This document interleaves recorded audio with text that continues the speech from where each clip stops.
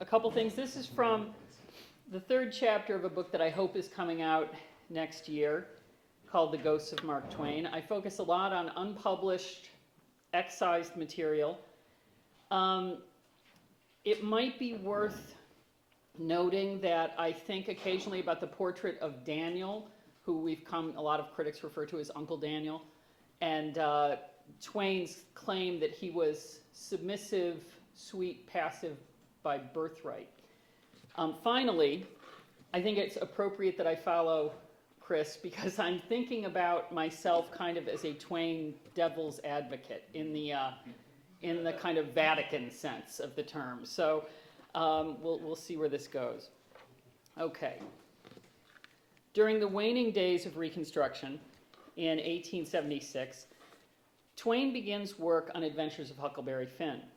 He eventually publishes the novel in 1885, 30 years before Elaine Locke heralds the arrival of the new Negro. In his essay, Change the Joke and Slip the Yoke, Ralph Ellison reflects upon precisely this historical context in what seems, at least initially, to excuse the infantilizing of Huck's Jim. Twain, standing closer to Reconstruction and to the oral tradition, was not so free of the white dictum that Negro males must be treated either as boys or uncles, never as men. In this widely anthologized and excerpted essay, a staple in the Norton Critical Edition of Huck Finn, Ellison suggests that Twain, while he senses the presence of a black inner life, is somehow not so free to represent it. Quote, Twain fitted Jim into the outlines of a minstrel tradition, and it is from behind this stereotype mask that we see Jim's dignity and human capacity and Twain's complexity emerge. These few passages from Ellison's essay appear to position Jim's clownish exterior as an expedient, a necessary pathway to his hidden dignity and human capacity. If we focus only upon these excerpted sections, Ellison seems to give readers and critics, at least those looking for an ideological workaround, permission to sidestep Twain's often degrading treatment of Jim. Later in the essay, Ellison makes an important addendum when he recalls reading the novel as a child.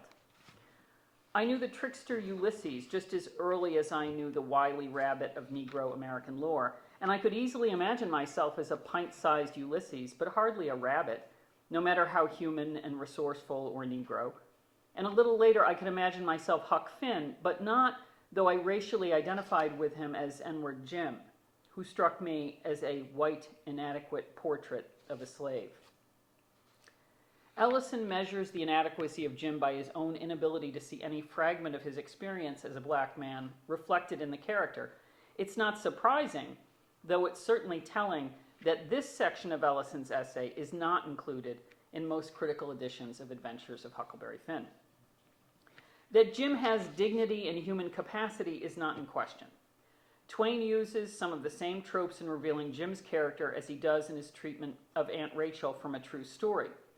Both are suffering parents, both long to be reunited with family, and both show a tenderness that surprises, even baffles their white companions. And like Aunt Rachel, Jim demonstrates a compassion and generosity not otherwise present in the world he inhabits. While there are moments when Huck seems fully to appreciate Jim's humanity, Twain often follows those moments with representations of Jim that are either humiliating or cruel. In Adventures of Huckleberry Finn, Twain oscillates between slipping the yoke and feeding the joke, with black masculinity, as the target and punchline. In this conflicted response is evident in Jim's ghost story, which you have in front of you, a passage excised from Chapter 9 of Adventures of Huckleberry Finn. Here Twain places Jim in an anatomist's laboratory, where he's humiliated and terrified. In this space where bodies are dissected and reduced in parts, I had a lot of fun researching 19th century autopsy for this section. Jim recognizes, if only viscerally, an image of his own worth in American culture. And for a moment, Jim, so often a figure of childlike simplicity and kindness, longs for revenge. Jim tells his story to Huck, who seems unable to hear it, making Jim a different kind of invisible man, one whose longing for retribution Twain will actively silence and deny. Twain represents black women in moments of resistance and even violence. He's uncomfortable, however, with the anger of black men, and this is the rule and not the exception. In Pudd'N Head Wilson, Tom's outrage is transformed into simple criminality, while in Adventures of Huckleberry Finn, Jim's anger seems only to turn inward at his own failures as a father, or outward as a tool to educate and discipline Huck. When Jim takes a stand, it's to protect Tom Sawyer, a gesture he makes while wearing Aunt Sally's dress. Despite the fact that Jim is almost sold off by Miss Watson, humiliated by Huck, sold and betrayed by the Duke and the King, manipulated by Tom, and finally imprisoned, beaten, and almost lynched on the Phelps farm, he remains docile. The men was huffy, and some of them wanted to hang Jim for an example to all the other N-words around, so they wouldn't be trying to run away, like Jim done. They cussed Jim considerable, though, and give him a cuff or two on the side of the head once in a while, but Jim never said nothing. In 1909, Mark Twain plans to write The History of Lynching in America, and he plans to sell it by subscription, and he says in his letter to Frank Bliss, it's going to make a fortune. It's just such a Twain moment, you know. He backs out of the project almost immediately. Twain has a detailed understanding of the history that frames the scene on the Phelps farm. Not only does he reproduce the hysteria and carnivalesque atmosphere that characterizes lynching spectacles in the post-Reconstruction era, Twain also exposes the intentional political strategy that motivates them, lynching as an example to all. When Twain writes about lynching, he often describes it as kind of, a spontaneous overflow of powerful emotion, rather than a planned, staged communal event. In response to this abuse, Jim remains outwardly accepting of his fate, but even Kemble's drawing suggests the interiority that Twain also narrates. Jim's detachment anticipates the stoic look of Frank Embry, and this is not a pleasant image to see, who in 1899 was tortured, then photographed, and finally lynched before a cheering mob. Twain may intuit that Jim's deliberate silence is a form of self-protection, and that's what I see in that moment of Frank Embry. Now, I could be, who knows what that moment actually meant to him or what he was feeling. His silence is a form of self-protection, a shield from the encircling violence, just as John in W.E.B. Du Bois' Coming of John leaned back, smiled, and looked toward the sea as he watched the approaching lynch mob. Oops, I seem to have misplaced a page here. Hold on. There we go. Jim's passivity, however, is also the product of wishful thinking, the projection of a white culture and an author invested in the idea of black subservience as a birthright. The first Mississippi Democrat to be elected to Congress after the Civil War, and I think if you're going to be a racist, this should be your name, Lucius Quintus Cincinnatus Lamar. I know, really, you couldn't make that. That's fantastic, although he's burning in hell. Described relations between master and slave prior to the outbreak of hostilities. Quote, harmony, friendship, and confidence existed between these two races, indescribable sympathies, old memories, kindly services mutually rendered. Jim is the product of this cultural fantasy, and his service is marketed as a sign of natural affection. After the failure of the evasion, Jim is returned in chains to the same cabin, which clearly represents for Twain the failures of Reconstruction, and yet it also evokes what Frederick Woodard and Donna Ray McCann describe as Jim's fixed position in the culture, quote, forever frozen within the convention of the minstrel darky. Of all his attributes, the malapropisms, the superstitious beliefs, the childlike fears and foolishness, none seem more a part of this convention than Jim's subservience and his willingness to accept abuse. The antebellum world in which Twain sets Adventures of Huckleberry Finn gives rise to a series of famed insurrections. Gabriel in Virginia, 1800, Denmark Vesey in Charleston, 1822, and Nat Turner in Hampton, 1831. Smaller acts of resistance by enslaved people would be too many to count, and most would have been undocumented. And I cut Nat from this presentation. In his 1845 autobiography, Frederick Douglass recounts his own transformational moment of rebellion when he fought against the subdued the overseer, Mr. Covey.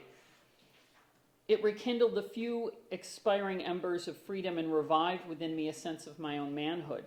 My long-crushed spirit rose, cowardice departed, bold defiance took its place. Douglass links the sense of my own manhood to his physical resistance. Quote, "I did not hesitate to let it be known of me that the white man who expected to succeed in whipping me must also succeed in killing me." Douglass's Declaration of Independence in the 1840s resonates well into the 20th and 21st century. After the turn of the Harlem Hellfighters from the trenches in France, Du Bois promises, quote, "a sterner, longer, more unbending battle against the forces of hell in our own land." Malcolm X offers an elegant definition of violence, quote, "when it's in self-defense, I call it intelligence." And even in the name of the Black Lives Matter movement, there's an invocation of resistance. Woven into all these expressions is an image of black manhood, in defense of one's dignity, freedom, family, and community. In Wars of Reconstruction, Doug Edgerton places at the center of the Reconstruction narrative the, quote, "more than 178,000 black veterans of the Civil War who returned from the battlefield intent on self-determination and ready to participate in representative government." Daniel Byam describes how, quote, "the formerly enslaved exulted in their freedom. They wanted to be addressed as Mr. or Mrs., acquired everything from guns and liquor to property, and refused to yield to white people on the sidewalks. White Southerners complained that they were not properly servile. The resulting insults were a common spur to violence," end quote. Twain represents these dangerous encounters in the assault on the black professor, whose cool way provokes Pap Finn's rage and awakens his latent feelings of inferiority. Confronted with the education and sophistication of this black man, a walking embodiment of the future, Pap attempts to force the professor back into a slave economy. He demands, "Why ain't this N-word put up at auction and sold?" Pap represents the post-Reconstruction yearning to make the Confederacy great again. As more black Americans felt they had not only the right but also the need to bear arms, they formed militias, which often doubled as political organizations dedicated to supporting black voters as they went to the polls. According to Edgerton, white Southerners, quote, "chose to characterize black acts of self-defense in the same language they had once used to describe slave revolts." In what serves as a prologue to Jim's ghost story, Twain flirts with the dangerous promise that adheres to the image of a black man carrying a gun. As Jim and Huck debate whether or not lightning can cast a shadow, Jim, quote, "stood up the gun in the door and held it as the lightning flashed behind him." Twain positions Jim holding a gun against the backdrop of a thunderstorm, as powerful as the image of Aunt Rachel standing, quote, "black against the sky." While Jim retains his minstrel show demeanor, Twain conjures the specter of an armed black man holding a rifle in a gesture of defiance. According to Carol Emberton, quote, "most white Southerners took the arming of blacks very seriously. Their vague and terrible fears of black insurrection led them to pass laws barring the sale of weapons to blacks and outlawing the possession of firearms by any person of color. When Jim picks up a gun, he violates not only the slave ordinances that governed the Hannibal of Twain's youth, and presumably the fictional St. Petersburg, he also breaks the black codes that were adopted across the South in the early days of Reconstruction. By placing a gun in Jim's hand, Twain conjures an image of an empowered black man, and he evokes the vague and terrible fears white America used to justify violence against them. In 1876, the same year Twain begins Huck Finn, the gubernatorial election of South Carolina produced widespread and coordinated violence against black voters. White supremacist groups known as the Red Shirts targeted black homeowners, businesses, churches, and any leaders who sought to expand or express black civil rights. Over 150 black people were killed, though some estimates range into the thousands. When black men organized, armed themselves, and resisted, they were met with overwhelming force. In Hamburg, South Carolina, a majority black town, members of a black militia were tortured and executed after refusing to turn over their arms to white men, most of whom had descended on Hamburg from across the region. Many of these white men belonged to rifle companies, organized by former Confederate General Martin Witherspoon Gary. Here's another prince. These companies intimidated Republican voters, murdered African Americans, militiamen, and resisted U.S. Marshals. In a speech to supporters, Gary described what came to be known as the shotgun policy. Quote, South Carolina is a white man's state, and in spite of the N-word majorities, the Democrats are going to rule it. This we swear to you by heaven and in the face of God. Go armed to the ballot box and meet force with force. The Hamburg Massacre is, according to Melinda Meek Hennessy, a vivid example of the shotgun policy, which functioned in South Carolina as, quote, a calculated plan of terrorism. In the same edition of Harper's Weekly that critiqued the lost cause reverie of L.Q.C. Lamar, a political cartoon appeared drawn by Twain's close friend Thomas Nast, and you have a copy of that in the back. It portrays a shirtless black man standing over the bodies of dead black men, women, and children. He holds a rifle at his hip, pointed toward the sky, and behind him are Southern headlines extolling the virtues and necessities of the shotgun policy. Its subtitle reads, He Wants Change Too. Nast was a fierce critic of the Klan and of post-Reconstruction assaults on African American communities. Nonetheless, while the cartoon clearly sympathizes with the anger of this black man, it represents him as a figure to be feared. Nast locates his partially disrobed subject between the past and the future at the crossroads of violence that has already occurred, the assaults on black communities, and violence that's on the horizon, prophesied assaults on white targets. The body of the black man is the focal point of the image, and it is likewise a conflicted object of fascination. His muscular chest and the phallic positioning of the rifle excite the complicated desires of the white viewer, Twain in particular, who's fascinated by black men's bodies. His face, however, distorted by rage and pain, appears monstrous, a reflection of white anxiety and fear. While Jim's demeanor is far from the militant attitude of Nast's hero, they share the same enemy and objective. As Jim struggles to prepare the room for Mars Williams, the doctor, a white corpse, a rattling big man, suddenly opens its eyes. Terrified, Jim wraps a sheet around the man's head. I couldn't stand them eyes, you know, so I pulled the sheet clear down over his face under his chin and tied it hard. It's a gesture that takes the corpse, who looks wicked like a pirate, out of the space of romance, the home of Tom Sawyer's highwaymen and genies, and brings him into the world of human monsters. In effect, the dead man who rises up and assaults Jim wears the mask of the KKK. He's an emblem of the red shirts, the Knights of the White Camilla, and the Night Riders who terrorize African American communities from the end of the Civil War and into the 20th century. After racing through the street a yelp in every jump and being called a fool by the doctor, Jim expresses a yearning to take up the blade of the anatomist, Mars William. He goes into the dissection room, this is the doctor, and chopped up the rattling big man. Afterwards, Jim declares, Dad rot him, I wished I'd had a hack at him. The him is interesting. The dead man, the doctor who's humiliated him. While Jim's fear resonates comfortably with white readers, his subsequent desire for revenge is riskier, both for the black man who expresses it and for the white audience who anticipates it. Terrell Dempsey reports that a slave known only as Henry was brought before John Marshall Clemens, then Justice of the Peace in Hannibal, and charged with sedition and possession of a knife. He was convicted and sentenced to a public whipping, quote, well laid on.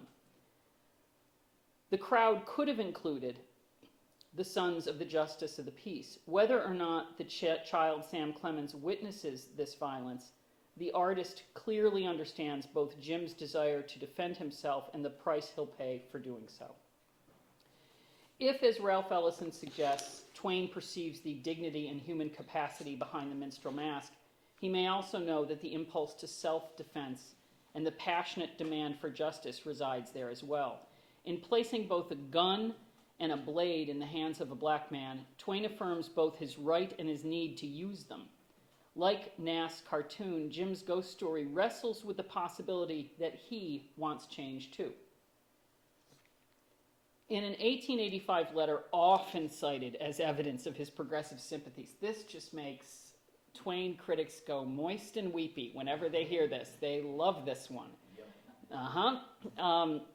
Twain writes to Francis Wayland, dean of the Yale Law School, promising to pay the tuition of Warner T. McGuinn, a black law student. I do not believe I would very cheerfully help a white student who would ask a benevolence of a stranger, but I do not feel so about the other color.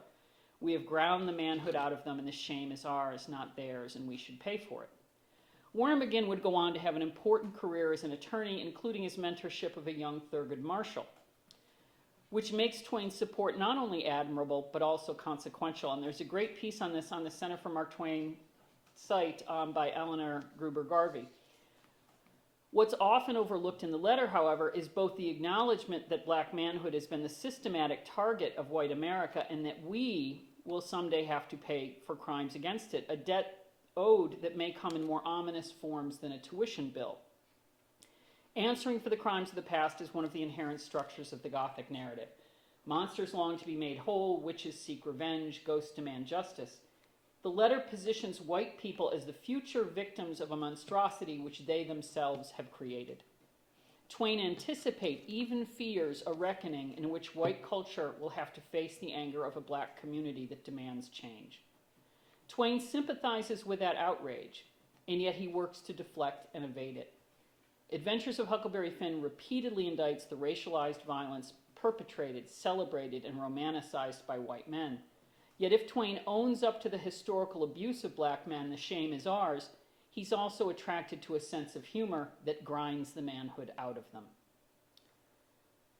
Like Huck Finn, he knows that there are ghosts out there with a story to tell, but he's unable or unwilling to listen to them.